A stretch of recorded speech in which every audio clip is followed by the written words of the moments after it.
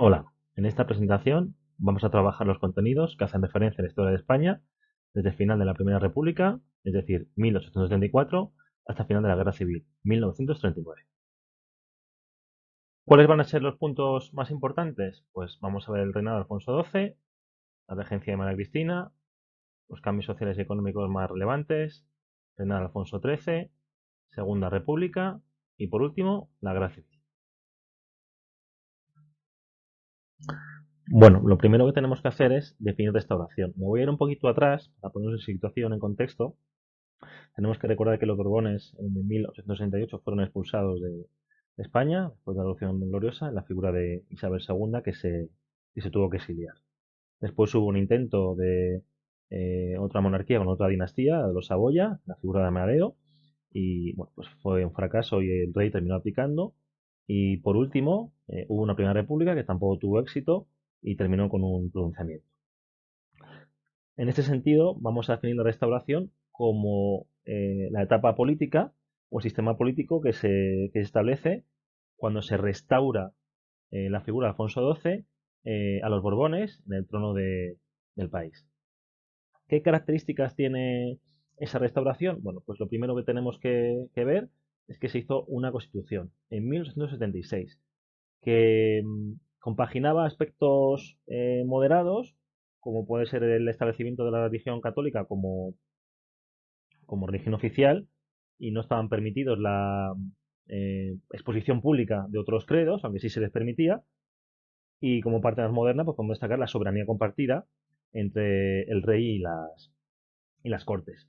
Una de las cosas más importantes que tenemos que destacar es el turno de partidos, también conocido como fraude electoral. Aquí tenemos en esta viñeta, pero voy a cambiar de color que no se ve bien, tenemos en esta viñeta a las dos grandes figuras políticas del momento, el conservador Cánovas y el progresista Sagasta. ¿Por qué hablamos de turno de partidos? Bueno, pues hago referencia a esto porque de manera ilegal y fraudulenta, para buscar la estabilidad en el país, se repartían el poder. Es decir, unos años gobernaban los conservadores y otros años gobernaban eh, los progresistas. Y de esta manera, pues se evitaban las intrigas y los intentos de golpe de Estado que pudiera haber, puesto que cualquier partido político sabía que sí o sí iba a gobernar. Hola, soy Cánovas del Castillo y os voy a explicar cómo hacíamos la manipulación electoral con esta imagen que veis. Como veis, lo que hacíamos es llamado pucherazo también o manipulación y tiene tres partes. El encasillado, que es cuando antes de que sean las elecciones nos repartimos entre el gobierno y oposición los políticos que van a entrar en el gobierno. Luego usamos a los caciques en los pueblos para que orienten el voto del pueblo hacia los políticos que hemos designado. Y por último, si no conseguimos lo que queremos, pues compramos votos, se falsean las listas, votan hasta los muertos y se manipulan los votos directamente en la urna metiendo más votos de los necesarios. Sé que no era algo muy legal, pero era la única manera de conseguir la estabilidad. Vamos ahora a la siguiente etapa, que sería la regencia de María Cristina, que va del 85 al 1902. ¿Qué es lo que va a provocar este cambio? Pues lo señalo aquí, ¿no? La muerte de Alfonso XII de una manera prematura, a los 28 años, de una enfermedad llamada tuberculosis. Esto va a provocar un momento de crisis. ¿Por qué? Porque no había un sucesor varón en ese momento disponible. Sí que es cierto que su mujer estaba embarazada del futuro Alfonso XIII, pero todavía estaba en gestación. Y por lo tanto, va a ser su madre, María Cristina, quien asuma la regencia. Muy hábilmente, la madre va a firmar un pacto de estabilidad con conservadores y progresistas para buscar, bueno, pues una transición hasta que el futuro Alfonso XIII fuera mayor, pues una transición estable y tranquila. ¿Cuáles van a ser los principales problemas de esta etapa? Bueno, pues en primer lugar, el problema de representación.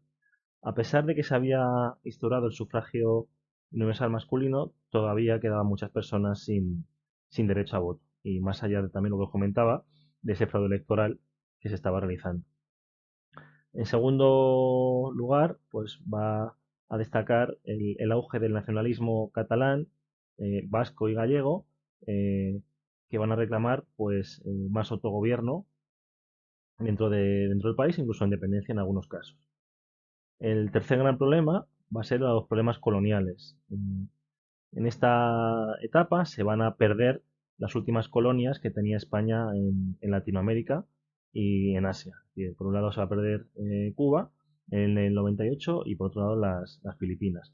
Esto va a ser un auténtico bombazo. Lo he puesto aquí un poco en esta viñeta, ¿no? Como Cuba se va de la mano de Estados Unidos, ¿no? Y el Old World, el viejo mundo, representado por un cocodrilo, es todo peyorativo, bueno, pues sería Europa. Em, ¿Qué va a causar socialmente, políticamente, incluso culturalmente, lo que se conoce como regeneracionismo? Es decir, un movimiento social, político, cultural, que lo que va a tratar es de regenerar la vida en España. Vamos a destacar a nivel político Joaquín Costa, pero a nivel de literatura, pues toda esa generación del 98, pues representado por Unamuno, Azorín, etcétera. Ese es el contexto, ¿no? Esta crisis del 98, en el que el país se va a ver inmerso en una depresión en todos los sentidos, económica, incluso crisis cultural y social, bueno, pues va a marcar este momento. Bien, en este apartado vamos a ver los principales cambios sociales y económicos que se dan en este momento. Vamos a empezar por los demográficos. Cuando hablamos de demográficos, hacemos referencia a todo lo que tiene que ver con la población. En ese sentido, vamos a ver tres características. La primera, estancamiento de la población, es decir, no creció mucho. ¿A qué se debía esto? Pues se debe principalmente a que a pesar de que hay una alta natalidad, la mortalidad es altísima, debido principalmente pues mala alimentación, problemas de higiene, epidemias que generan y causan muchos muertos. La segunda característica es que la población activa estaba especialmente localizada en el campo, en el sector primario. Bueno, poco a poco, a medida que el país se va a ir industrializando, que este proceso es mucho más lento que en otros países de Europa, pues la población se va a ir trasladando del campo a la ciudad buscando pues, bueno, empleo en las nuevas industrias.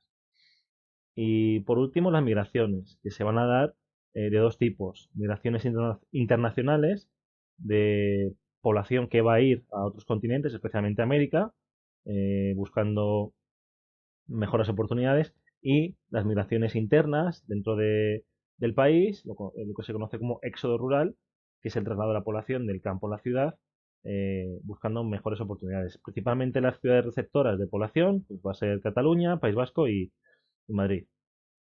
A nivel agrario se va a dar una modernización en algunos cultivos, como puede ser la vid, el olivo o los cítricos.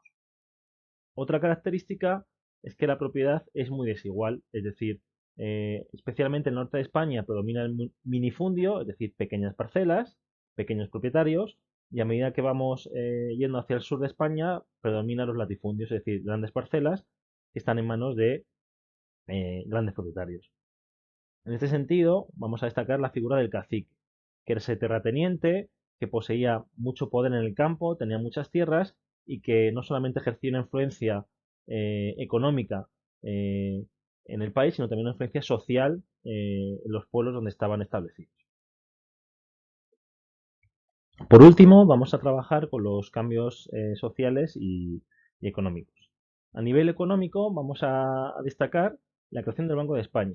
Este banco, tenéis una foto antigua y bueno, que está en el mismo lugar que está en la actualidad, bueno, pues obviamente tiene una función de emitir moneda y también de dar crédito, ¿no? Como hacen los bancos. También hay que decir que destaca la creación de sociedades financieras de capital privado y extranjero que tenían como misión pues, dar créditos. Estos créditos pues, van a servir en muchos casos para financiar grandes infraestructuras como el ferrocarril. Otro tema a tratar es la falta de equidad fiscal, es decir, la mayoría de los impuestos recaían sobre las clases sociales medias y bajas, quedando exentas o con muy poca carga las clases altas.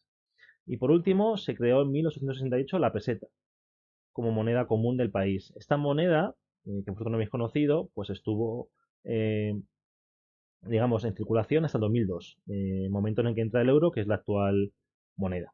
Y a nivel social tenemos que destacar, bueno, que las clases altas, especialmente la burguesía, la alta burguesía, la gran burguesía, pues va a ascender socialmente y se van a asociar, relacionar con grandes terratenientes, aristocracia, que tenían grandes posesiones. A nivel de clases medias, pues podemos distinguir eh, una burguesía que tiene trabajos liberales, abogados, eh, alto clero y que tiene una posición más o menos acomodada de una burguesía media baja, que eran los dueños pues, de pequeñas tiendas o talleres. Y por último, vamos a destacar las clases populares. Distinguimos ahí dos tipos, las clases populares campesinos del campo, agricultores y jornaleros, y las clases populares urbanas que trabajaban en talleres o en las fábricas.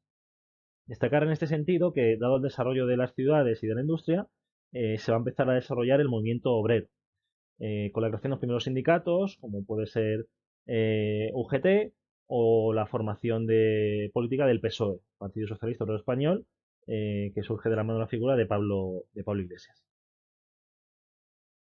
A continuación, esa diapositiva, vamos a ver los aspectos más importantes del reinado de Alfonso XIII, que como veis va de 1902 a 1931. Esta es la figura del rey. Recordaros que Alfonso XIII va a empezar a gobernar con 16 años y antes pues estuvo la regencia de María Cristina hasta que el rey tuvo la mayoría de edad. El concepto que quiero destacar inicialmente es el de regeneracionismo institucional. ¿Qué quiere decir esto? Que se va a tratar de mejorar la vida política de los ciudadanos, ¿vale? Después de todo lo sucedido en el desastre del 98, en el que España va a entrar en una crisis.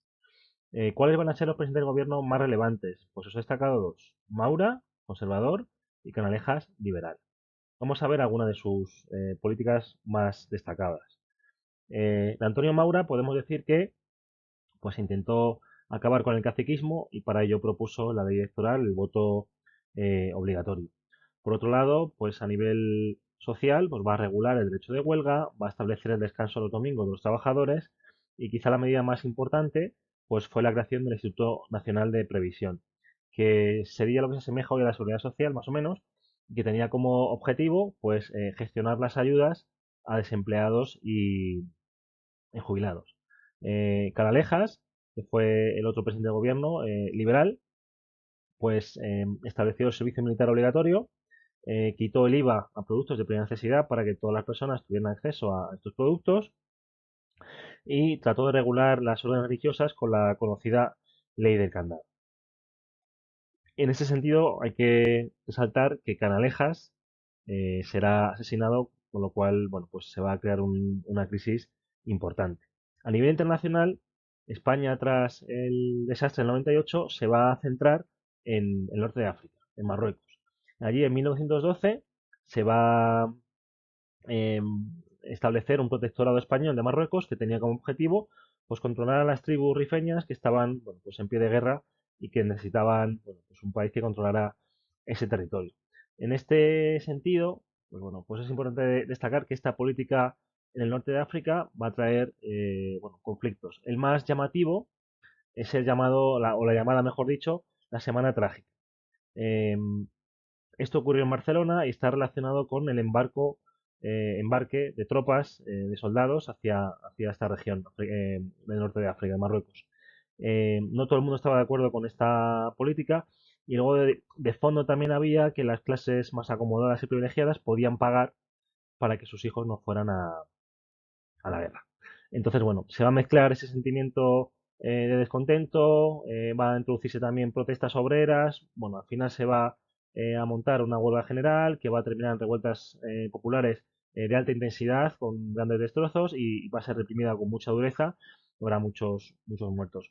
Todo esto eh, también de fondo, con un desarrollo del movimiento obrero que os he comentado antes, en el que va a aparecer la CNT, eh, Movimiento Obrero Anarquista, la Confederación Nacional del Trabajo y el Partido Comunista, que va a surgir como una excisión del Partido Socialista Obrero Español, que va a tratar de implementar medidas de mucho más profundidad que ellos entendían que el PSOE estaba haciendo. Em, Todo esto nos va a llevar a la gran crisis de 1917, que como veis tiene tres ámbitos: social, político y militar. En el ámbito social, pues podemos destacar lo siguiente. Este movimiento anarquista, este movimiento socialista, la UGT, la CNT, van a seguir promoviendo huelgas como modo, como método para acabar con la restauración. La manera de reprimir estas huelgas o protestas tan dura, pues va a generar un mal ambiente, mucha crispación a nivel social.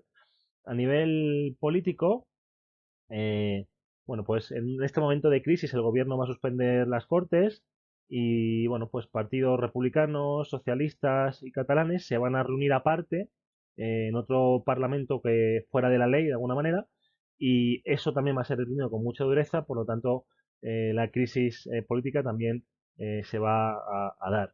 Y por último, a nivel militar, los soldados van a reclamar unas mejores condiciones, un mayor protagonismo y en ese momento el presidente del gobierno, Eduardo Dato, va a ceder a sus pretensiones. Eduardo Dato, también destacar, otro presidente que fue, que fue asesinado también. Podéis hacer una idea del clima tan tenso que había en esos momentos, porque estamos hablando de asesinato de Cánovas, asesinato de Canalejas, asesinato de Eduardo Dato. ¿Vale? No dejan de ser tres presidentes de gobierno y si nos acordamos también un poquito antes, pues de Juan Prim en el siglo anterior. Bueno, esta situación de crisis va a derivar en una dictadura, que se va a dar también durante Alfonso XIII, que va a ser la dictadura de Primo de Rivera, que se va a dar entre 1923 y 1930. Me gustaría un poco ir un poquito atrás para dar exactamente el contexto en el que se produce este golpe militar, ¿no? Ya hemos hablado de esa crisis del 17, nos falta también hablar de tres puntos, ¿no? A nivel económico, también España se va a resentir por el final de la Primera Guerra Mundial y os explico.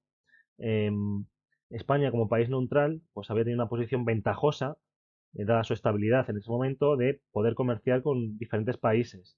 En el momento que la guerra termina, los países recuperan su estabilidad, su comercio y España va a dejar de vender tanto a esos países, ¿no? Pues esa pérdida de mercado pues se va a notar.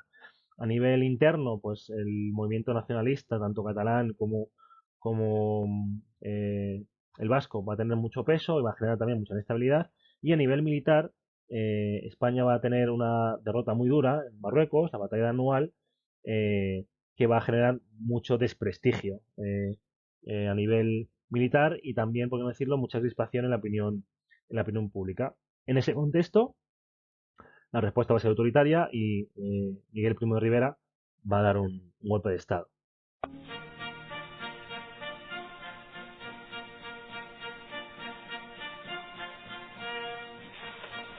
Españoles, ha llegado para nosotros el momento más temido que esperado de recoger las ansias, de atender el clamoroso requerimiento de cuantos amando a la patria no ven para ella otra solución que libertarla de los profesionales de la política. Este movimiento es de hombres.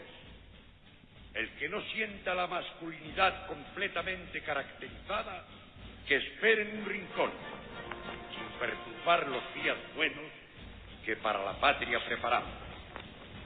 Españoles, viva España y viva el rey. Con, vamos a decir, con muy poca resistencia por parte del rey Alfonso XIII. Ya veremos qué consecuencias tiene esto. Bueno, pues la dictadura de Primo de Rivera, como os he dicho, pues es del 23 al 30, va a tener dos momentos, lo que se conoce como el directorio militar y el directorio civil. El militar va del 23 al 25 y el civil del 25 al 30. Bueno, pues lo primero que hace este general va a ser suspender todas las garantías constitucionales y sobre el Parlamento y prohibir los partidos políticos y sindicatos. El directorio militar, como bien dice la propia palabra, pues el gobierno va a estar formado por militares y uno de los principales objetivos va a ser derrocar a las tribus de Marruecos y así lo van a conseguir, ¿no? Van a poner todo su empeño en esta campaña militar y España va a obtener victorias militares.